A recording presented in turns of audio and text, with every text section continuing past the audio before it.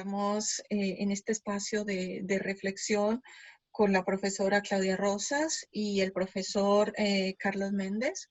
La profesora Claudia Rosas se encuentra en Lima y el profesor Carlos Méndez en Buenos Aires para compartir las reflexiones acerca de estos días de crisis en los que pues, nos están afectando en todos los rincones del mundo. Yo propongo entonces para que iniciemos simplemente una pregunta muy general y abierta desde nuestras propias experiencias, ¿qué es lo que descartamos más de este periodo de crisis? Sean incertezas, posibilidades o reflexiones generales. Claudita, empiezas tú. Gracias, Nayibe. Me parece un espacio interesante para intercambiar reflexiones. Yo las voy a enfocar un poco más desde el punto de vista histórico. Las crisis, creo que históricamente son momentos en que tenemos dos elementos importantes. Uno, que se manifiestan las contradicciones, los elementos negativos, los positivos en una sociedad. Y eso es lo que está saliendo tanto a nivel global, porque se trata de una crisis global generada por la pandemia del coronavirus, pero también una crisis genera una serie de posibilidades al mundo, a nuestros respectivos países para corregir aquello que está mal, porque justamente dentro de eso que hace aflorar la crisis están las desigualdades sociales, están por otra parte las formas y los sistemas de solidaridad en países como el nuestro, que lo hacen también funcionar y sobrevivir. Están los modelos pues neoliberales, el capitalismo, ultranza, pero por otra parte está también el comunitarismo. Y yo lo digo porque en el caso del Perú, por ejemplo, la zona del sur andino del Perú, que tiene una tradición histórica, comunitaria, solidaria, por ejemplo, está acatando las medidas de cuarentena y está pensando las cosas en términos colectivos. Mientras que, al parecer, el norte del país, donde hay una tradición más orientada a lo individualismo, está desacatando. Entonces, en un mismo país podemos tener realidades muy diferentes y muy contrastantes. Entonces, si esta crisis no nos hace revisar y mejorar no solamente el sistema de salud que es precario, sino también eh, el modelo económico que genera desigualdad y otros elementos más a nivel social, económico, político, pero también cultural, creo que va a ser una oportunidad desperdiciada. Sí, Claudita, has mencionado un tema fundamental y tiene que ver con cómo se está viviendo desde las diferentes regiones, ¿no? Y yo creo que sobre todo ustedes en este momento están en ciudades que, bueno, son ciudades capitales, son ciudades con una problemática, con una escala, ¿no? De la problemática diferente a la que pueda tener una ciudad, por ejemplo, como Sevilla, y en donde fácilmente, incluso dentro de la misma ciudad, se pueden estar viviendo fenómenos incluso diferentes. Carlitos, ¿cómo es tu perspectiva desde Buenos Aires? Bueno, mi perspectiva tiene un poco la visión desde las ciencias de la salud, que es a lo que me dedico, las ciencias biomédicas en general, y bueno, más que nada, o por lo menos primariamente, esta pandemia ha puesto en tensión a todos los sistemas de salud del planeta entero. Se ha dicho suficientes veces, y Claudia lo acaba de mencionar, que todas las crisis brindan oportunidades. Creo que en este momento estamos en el medio de la crisis, y entonces cuando uno está atacando el problema o tratando de resolver sobre la marcha algo que tiene un carácter bastante inédito por la globalidad y la velocidad del vértigo de la pandemia ocurrido. No es la primera pandemia que nos asola, pero sí es de unas características realmente salientes con respecto a otras en cuanto a su velocidad y su función. En este momento estamos en un modo de mitigación, creo que todo a lo largo del planeta. Y en este momento es un poco difícil pensar en las consecuencias que esto nos va a traer o nos va a dejar. Simplemente porque estamos en un modo de bombero apagando el fuego. Después veremos qué originó el incendio o cuáles son los daños permanentes o pasajeros que nos haya dejado. Por supuesto que estamos en medio de una sensación de muchísima incertidumbre. Desde la perspectiva argentina, esta pandemia agarra al país en una situación económica lábil, en un momento políticamente estable, pero con un gobierno recién entrante. Comenzó el 10 de diciembre, o sea que es una situación política estable, fuerte, digamos, un gobierno recién electo por una mayoría amplia, o sea que desde ese punto de vista es una situación políticamente buena, pero económicamente está en una situación muy lábil, y esto ha puesto en tensión esencialmente dos cosas, que es lo que aquí, por lo menos el gobierno ha intentado hacernos ver o lo quiso comunicar de esa manera, una suerte de dicotomía entre atender la economía o atender la salud. Y la estrategia argentina ha sido obviamente atender la salud, cosa que celebro sin duda alguna. Pero me pregunto hasta qué punto podemos pensar en estas dos cosas como enteramente separadas, ¿sí? La salud depende estrictamente de la economía, de los recursos que tengamos. Argentina es un país con un sistema de salud organizado, pero que tiene una suerte de, bueno, un sistema bastante mixto, bastante peculiar. Una parte es pública, otra parte es privada. La parte privada tiene dos fuentes de financiamiento. Y entonces esta pandemia nos puso blanco sobre negro, sobre la mesa, de cuáles son las fortalezas y las falencias que tenemos. Y entonces eso lo estamos viendo así diariamente, crudamente, ahí delante nuestro. Y creo que como oportunidad que tendremos es la de pensar cómo organizarlo mejor, a partir de lo que podemos ver que funciona bien, bueno, rescatarlo, reforzarlo, y lo que no funciona bien o aquellas cosas que se desajustan por nuestro sistema tan mixto, poder marchar hacia algún debate que nos permita coordinar mejor eso, tener mejor capacidad de respuesta global. En este momento es imposible sentarse a pensar y a reorganizar eso, simplemente porque estamos en modo mitigación. No hay forma de hacerlo, no sería sensato tampoco. En este momento hay que trabajar para atacar los problemas que la pandemia nos está trayendo. Pero creo que es una magnífica oportunidad que podemos darnos luego para pensar cómo prepararnos mejor para otras cosas que vengan a futuro. Dejarnos un sistema de salud y un sistema de ciencia y técnica más interconectados y más robustos, más preparados para cosas como estas que verdaderamente cuando nos llegan, bueno, pues desnudan todas nuestras fortalezas y todas nuestras falencias a la vez, todo junto. Creo que es una oportunidad magnífica, pero en este momento simplemente no estamos viendo esto como una oportunidad porque, insisto, estamos en el medio de la tormenta. Sin duda alguna, Claudita y Carlos, parece que esto es una crisis que se suma a otras crisis, ¿no? En las que cada uno de nuestros territorios pues estaban viviendo. Y una de las reflexiones que hacíamos estos días es que sin duda Europa está atravesando desde hace ya mucho tiempo, unos cuantos años, una crisis de inmigración o que se ha terminado por convertir en una crisis con los inmigrantes. Y la crisis económica que ha estado generando, que ha podido ser, digamos, resuelta en alguna medida. Mañana justamente en España comienza una primera apertura, ¿no? Para los niños comienzan a salir y yo me temo que ese inicio viene dado justamente por el temor a la crisis económica, ¿no? Cada vez está, los negocios, los pequeños empresarios cada vez están más quejándose más, ¿no? Acerca de las repercusiones que esto les puede traer.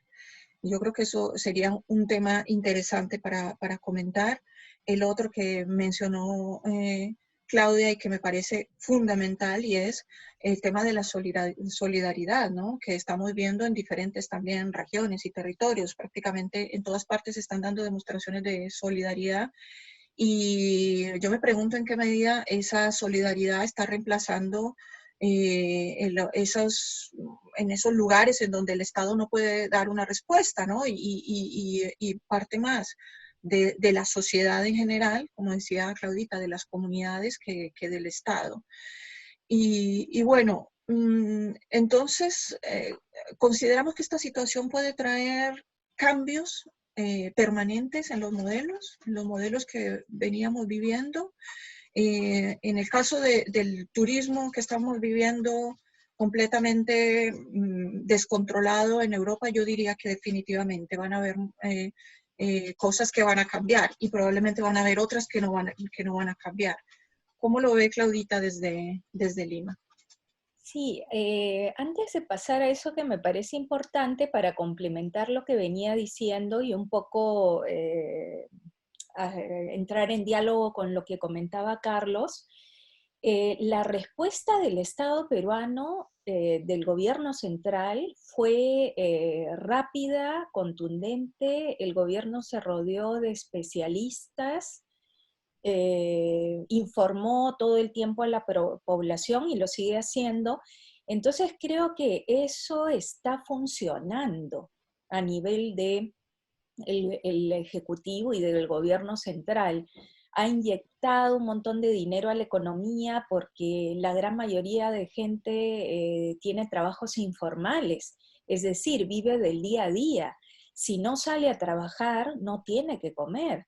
Entonces el Estado está inyectando una gran cantidad de dinero, la mayor en América Latina, para las familias más pobres, más desposeídas, y porque además la cuarentena se ha prolongado.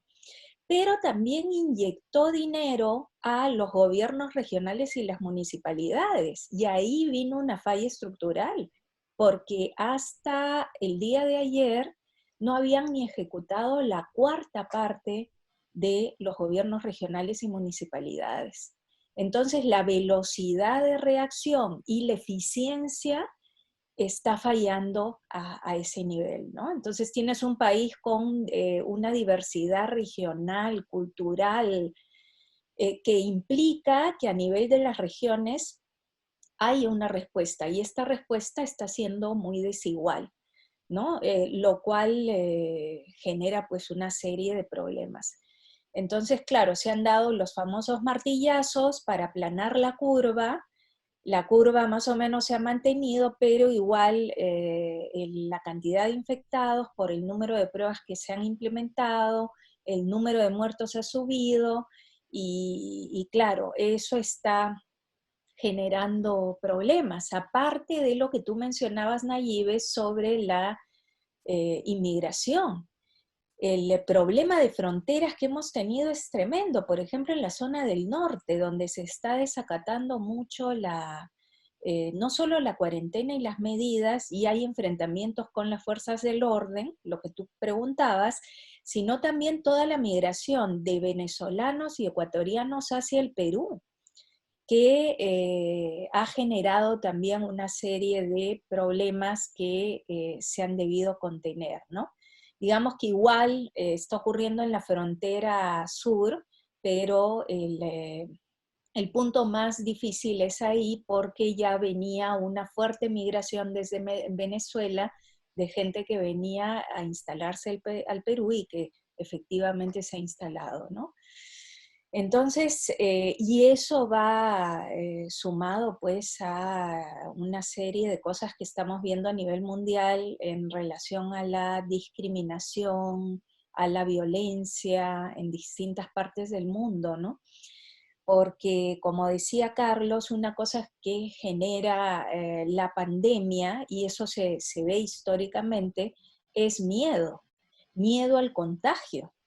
Y en una enfermedad que se propaga de manera tan eficiente y a una velocidad tan rápida, este temor al contagio ha llevado a una serie de reacciones producto del miedo, del temor, del pánico, desde buscar chivos expiatorios hasta, aunque en el caso del Perú ha sido menos, pero a el miedo al saqueo, al desabastecimiento, a la compra desmedida que ha ocurrido en todo el mundo de productos como el papel higiénico, ¿no? Que es un poco lo que nos lleva, dicen algunos, a la civilización, otros es como una muestra de modernidad, de higiene.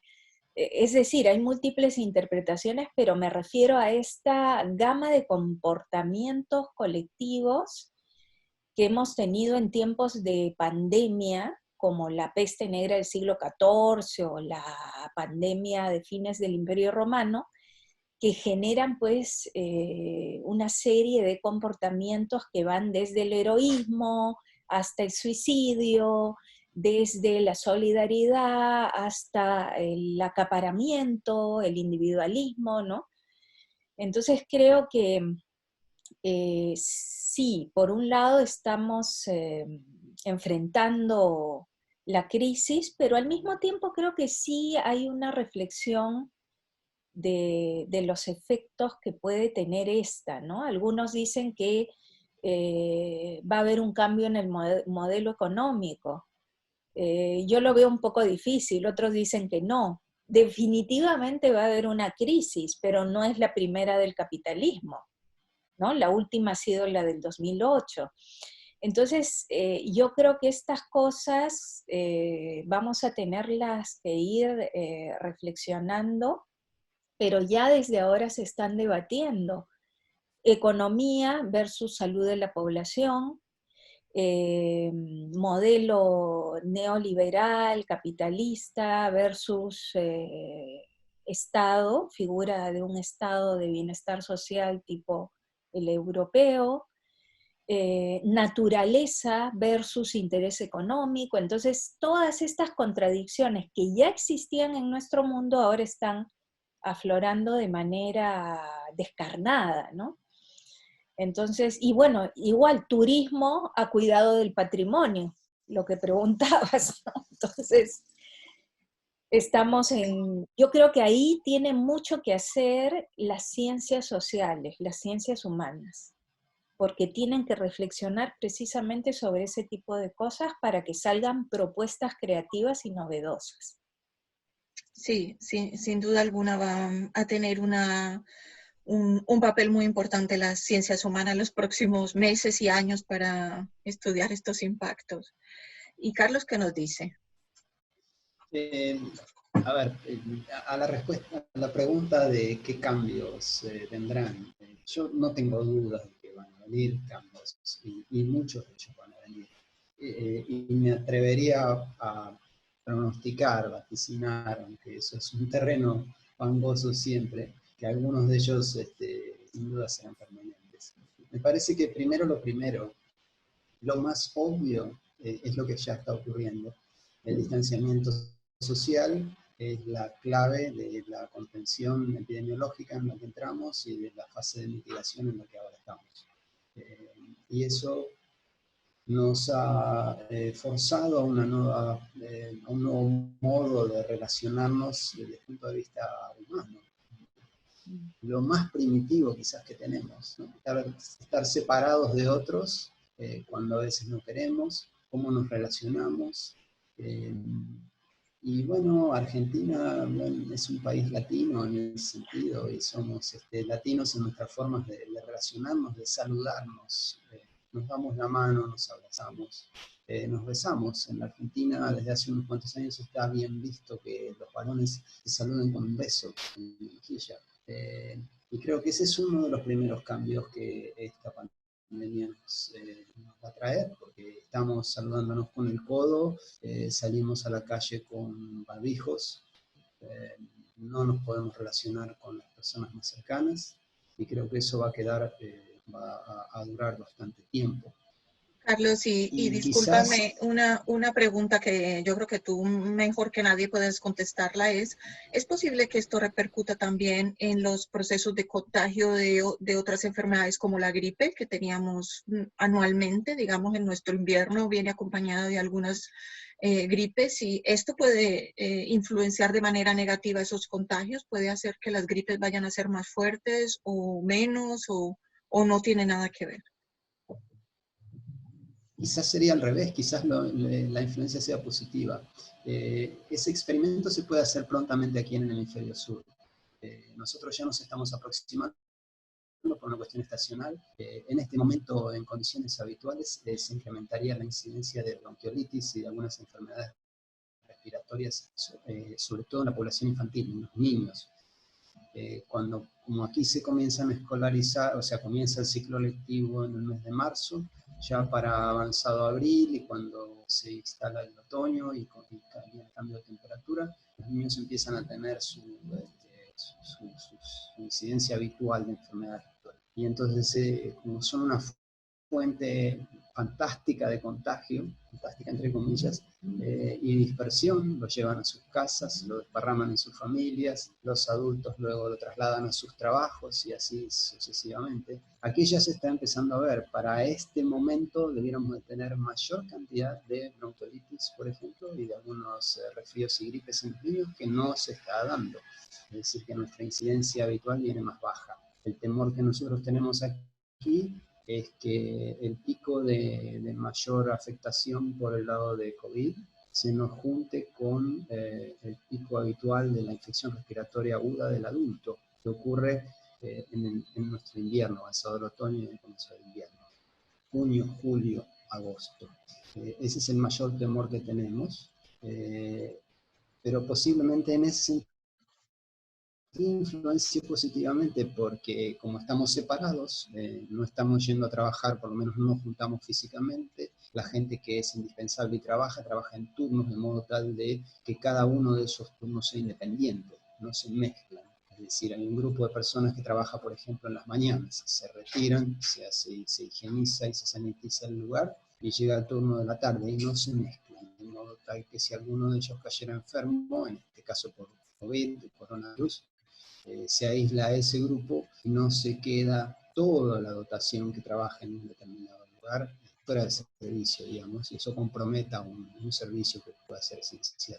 Así que desde ese punto de vista creo que a lo mejor tenga un impacto que sea quizás positivo, pero el distanciamiento social creo que ha llegado para quedarse por lo menos un buen tiempo y quizás tenga una cierta repercusión en la forma en que, bueno, nos saludamos y nos relacionamos de esta manera. Ese es el primer cambio que yo creo que está ocurriendo, porque se lo ve hoy en día a la fuerza, pero que quizás esté.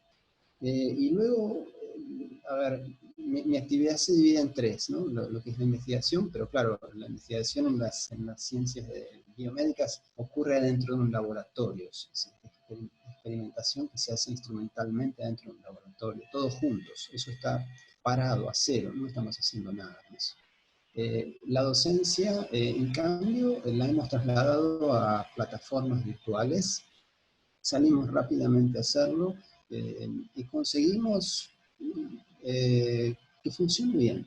Y nuestros alumnos, por alguna razón les ha gustado, no sé muy bien qué botón tocamos, como decimos aquí, pero están muy entusiasmados, tenemos niveles de asistencia elevados y tenemos niveles de participación muy buenos. Así que les está gustando esto y me parece que para algunos, por ejemplo, la forma más fácil de analizarlo es que Buenos Aires es una ciudad muy grande. El área metropolitana de Buenos Aires es una ciudad es verdaderamente extensa geográficamente, parramada, 12 millones de habitantes. Yo normalmente doy clase los martes a las 8:30 horas. Para que un alumno esté sentado en el aula, eh, junto a mí, a lo mejor se tiene que levantar 2 o 3 horas antes. En cambio aquí quizás se levante 10 minutos antes y se siente con café a verme salir en vivo de la misma manera que lo estoy haciendo ahora. Y a lo mejor eso le resultó bueno. Y me temo que algo de eso va a quedar, sin duda va a quedar. Y luego la gestión, que es el tercer componente de mi actividad diaria, también en este momento está discurriendo por por la fibra óptica, ¿no? De la misma manera que estamos ahora reunidos. Y estamos sosteniendo reuniones, y muchas veces con gente de equipo de trabajo que están dispersos. Y nos ha forzado a relacionarnos distinto, algunas cosas cuestan más hacer por este camino, otras cuestan menos. Pero hay un cierto consenso que estoy censando en la gente de que no todo esto es tan malo, a lo mejor nos ahorra tiempos de desplazamiento, nos permite conectarnos más rápidamente con gente que está lejos. Creo que la forma en que trabajamos con gente distante, la forma en que trabajamos, el componente de viajes me parece que va a cambiar.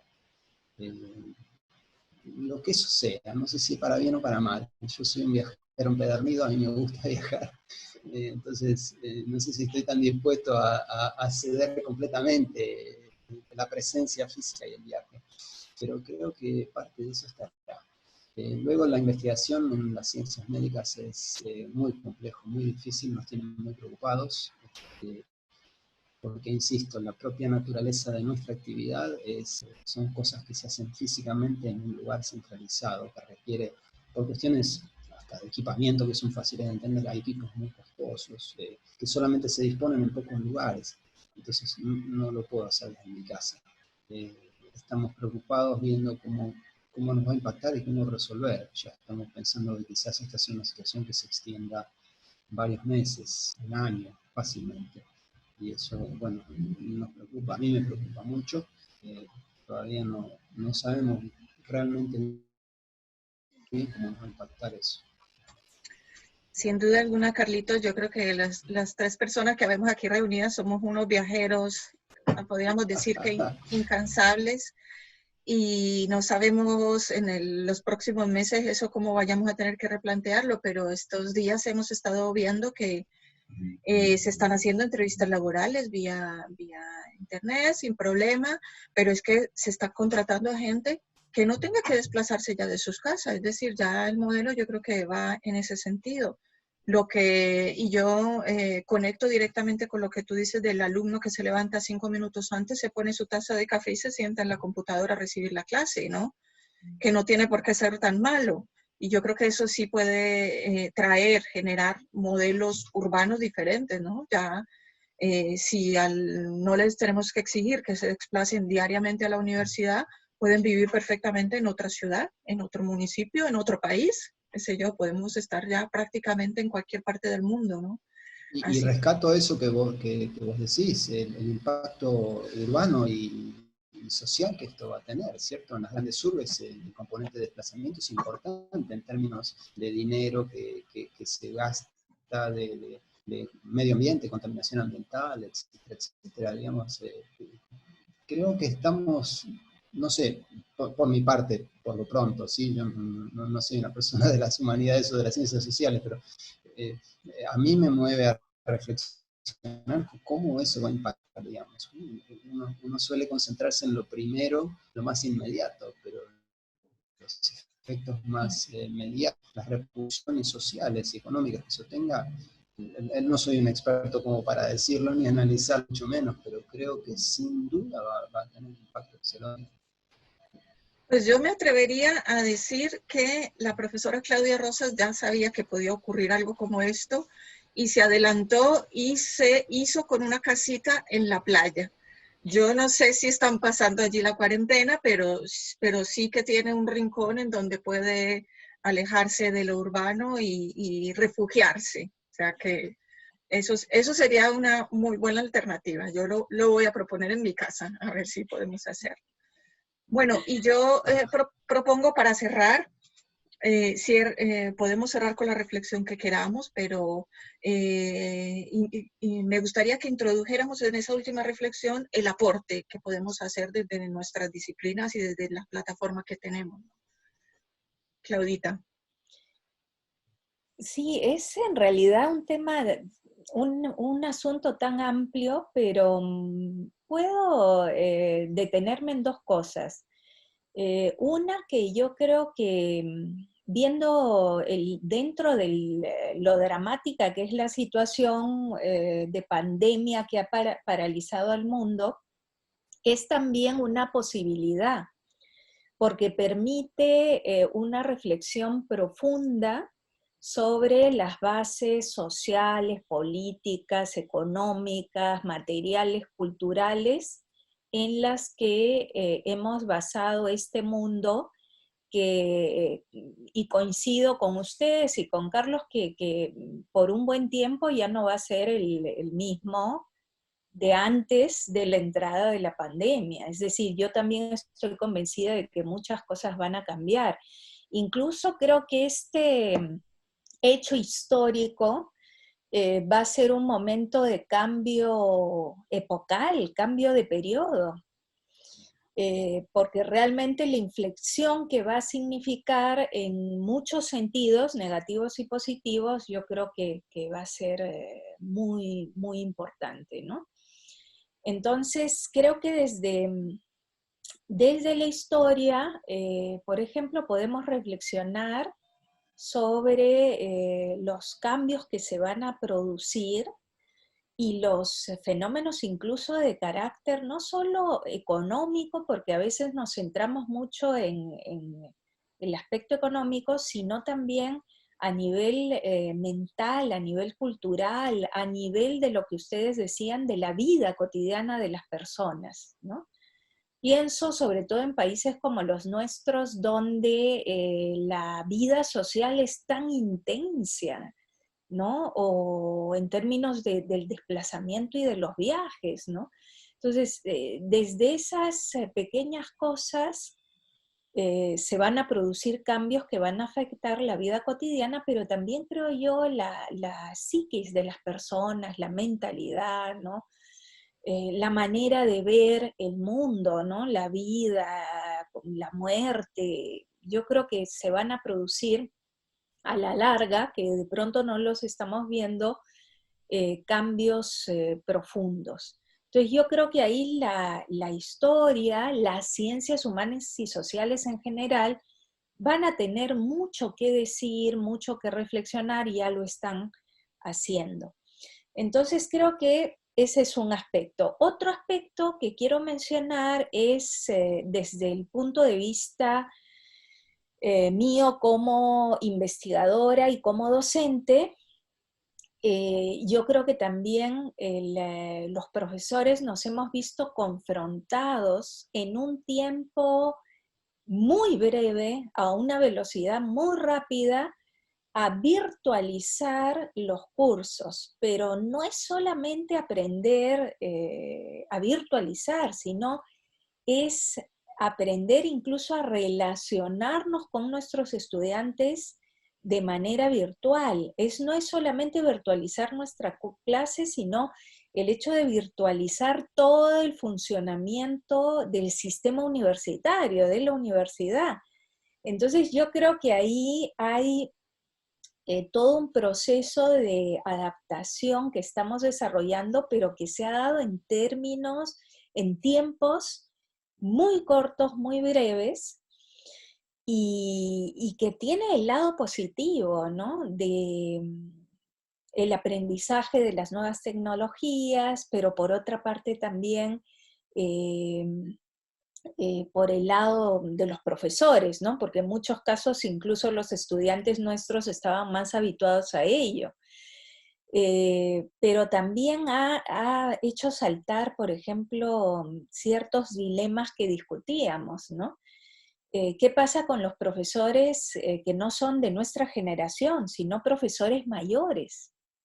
Y todo el tema en nuestras sociedades entre la juventud y la ancianidad, ¿no? De decir, bueno, no, se incluyen, no se incluyen en este proceso, y yo creo que ahí hay también cosas que debemos trabajar, ¿no?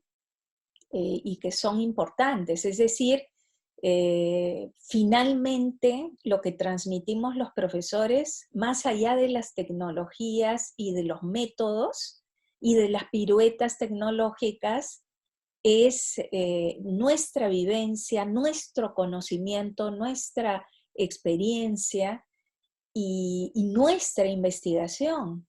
Entonces, eso yo le decía a los profesores que tengo a mi cargo en la coordinación, que estaban muy preocupados porque habían tenido que aprender de modo muy rápido todos estos sistemas, un rato.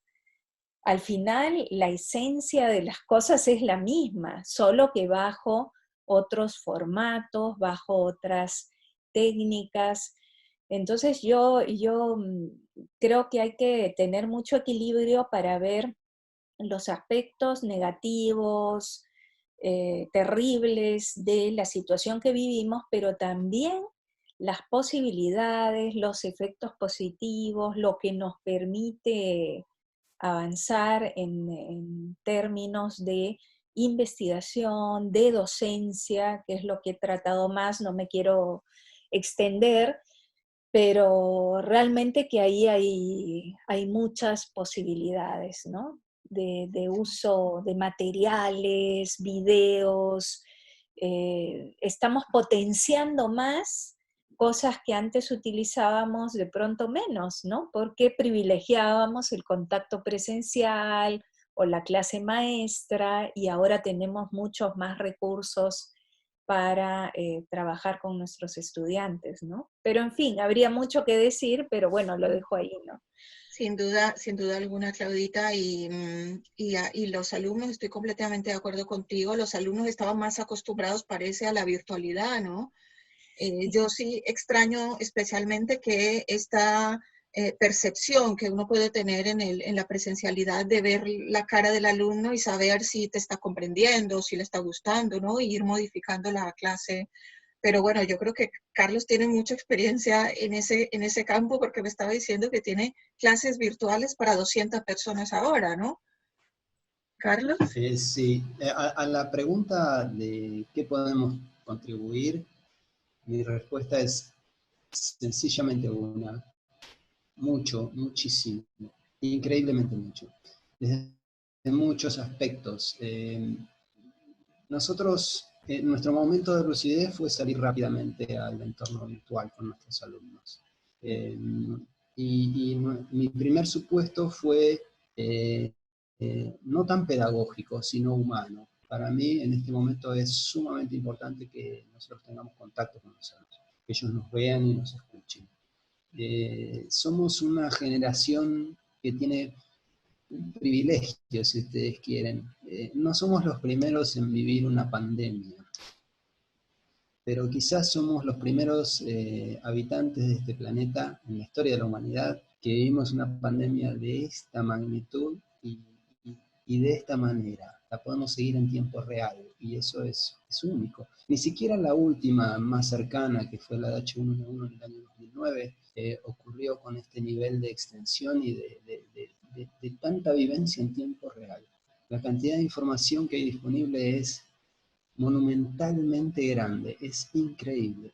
Y desde ese punto de vista yo estoy completamente convencido de que es una oportunidad única, única para nuestros alumnos, por lo menos en las ciencias médicas, para aprender muchísimas cosas. Es el mejor momento de la historia para enseñar epidemiología, estadística, bioestadística, matemática asociada, desarrollo de fármacos, vacunas, salud pública, los impactos económicos de los sistemas de salud. Es el mejor momento de la vida y no lo podemos desaprovechar.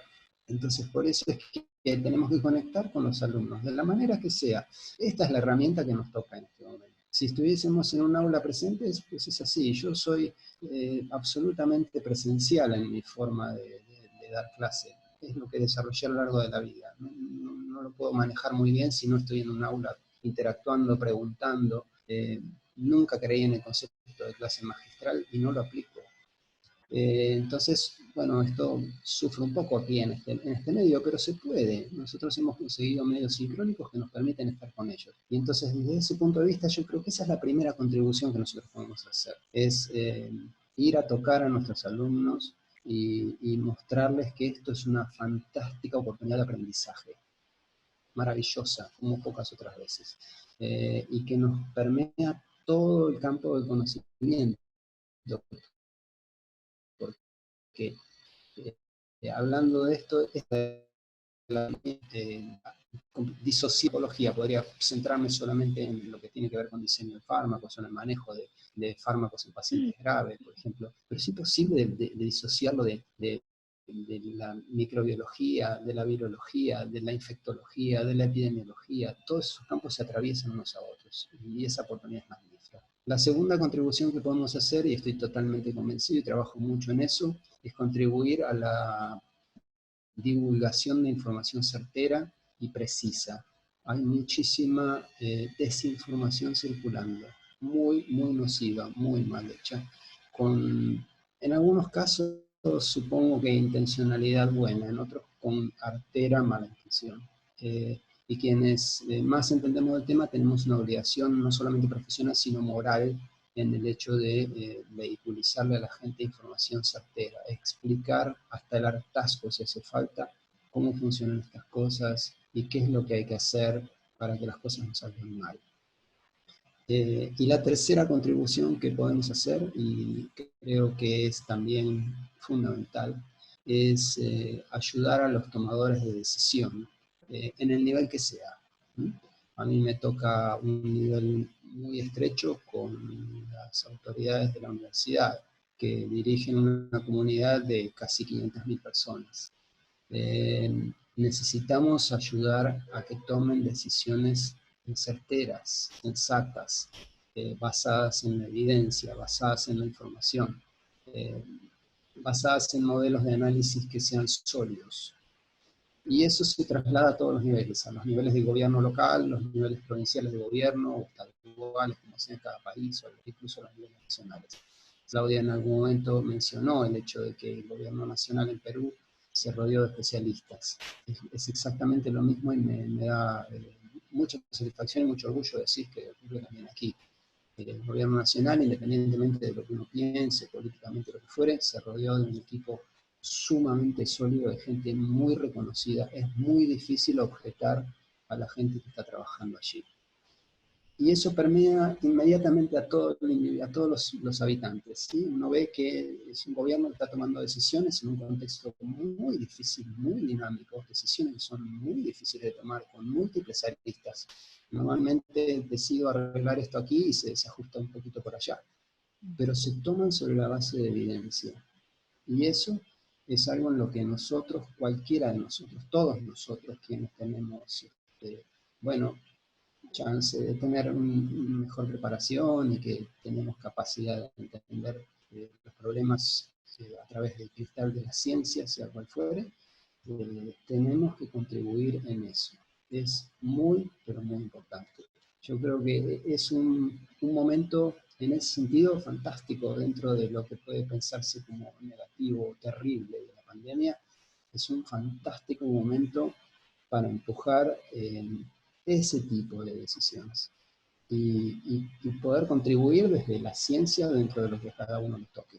Por ahí es más evidente en este momento la cuestión médica, si ustedes quieren. Sí, estamos en el medio de una pandemia, en fase de mitigación, todo parece negativo, la gente se enferma, hay gente que muere, pero todas las ciencias van a tener que contribuir. Y es fantástico si pudiéramos empujar a que nuestros países tomen mejores decisiones basadas en eso, en todos los aspectos. Sí, completamente de acuerdo, Carlos, contigo y de verdad que hoy en día se nota bastante los gobiernos que tienen, bueno, sin necesidad de introducir la ideología, pero gobiernos que tienden un poco más hacia lo social y que se rodearon desde un principio de equipos de científicos potentes, se ha notado muchísimo la respuesta, ¿no? Y el impacto que ha tenido y que está teniendo. Así que, sin duda alguna, tenemos que, ustedes principalmente, los de las ciencias de la salud, pero en términos generales, todos los que podamos filtrar la información y ofrecer otra información más fiable a cualquiera, ¿no? A la comunidad, a la gente, a la familia, ¿no? Mi mamá todos los días me llama y me dice, mira lo que está diciendo Trump, ¿esto qué? Entonces, claro, entonces Pero te pone... esto, disculpa, ya fue la exageración total, ¿no? Recomendar a la gente que se inyecte desinfectante y rayos ultravioleta, bueno, no sé qué piensa como médico. Pero Carlos, Pero es que ahí se vio claramente, ¿sí? Trump ha tenido dos deslices, de los muchos, perdón, no quiero politizar la discusión, pero ha habido dos deslices técnicos muy importantes. El primero fue con la hidroxicloroquina. Él planteó que la hidroxicloroquina era la solución al problema. Un par de días después hubo un matrimonio en un estado de Estados Unidos que compraron hidroxicloroquina y se automedicaron. Él falleció y la mujer estuvo varios días en terapia intensiva por reacciones adversas a la hidroxicloroquina. Y hace poco, bueno, ha sido anteayer, si mal no lo recuerdo, lo de la inyección de desinfectantes y demás, se ha registrado una onda de, creo que si mal no recuerdo, son 60 hospitalizaciones por el tema. Es decir, mira, lo que claro, se dice desde un estamento tan importante como un gobierno tiene un impacto en la población, no tengo ninguna duda de eso. claro, Y ahí se nos cruzan los temas. ¿Sí? Yo podría opinar técnicamente desde el punto de vista de los fármacos, pero sin duda alguna que es muy importante que las ciencias de la comunicación, las ciencias humanas, que entienden mucho más que nosotros, mucho mejor que nosotros, los impactos que eso tiene en las personas, digamos, contribuyen en eso. Este es un tema, insisto, que es tan interdisciplinario y tan transversal, se ve mejor que nunca en este momento, mejor que nunca, porque uno se puede concentrar, insisto, en la epidemiología, en la salud pública, en el desarrollo de fármacos, cada arista de esto tiene una repercusión. Pero cómo esto se conjuga de alguna manera, se integra dentro de lo que es el tejido de la sociedad, ese es el gran desafío. Ese es el gran desafío, porque las sociedades son plurales y están llenas de gente que no necesariamente entiende ni de salud pública ni de farmacología. Y es obvio, digamos. Yo claro. no estudié ciencias sociales, ¿cierto? Pero cada uno, digamos, de alguna manera tiene lo suyo para decir. Y creo que es justamente ese ensamble de cosas lo que nos va a sacar adelante. ¿De esto vamos a salir adelante todos juntos o no vamos a salir adelante? No, no hace falta que lo digan yo, ni creo que nadie, digamos, es cristalinamente claro el concepto. Saldremos todos juntos de esto, no vamos a salir. Claro que sí. Bueno, profesor Carlos Méndez de la Universidad de Buenos Aires, profesora Claudia Rosas de la Universidad Católica del Perú, muchísimas gracias por este espacio de reflexión. Y nada, hasta la próxima. Espero que nos encontremos muy pronto, sea virtualmente, pero preferiblemente presencialmente, tomándonos un vino, un pisco, lo que sea, pero juntos. muchas Ha gracias sido un por la gusto. invitación. Sí, también gracias por la invitación, Naive, y ha sido un gusto conversar con ustedes sobre estos temas.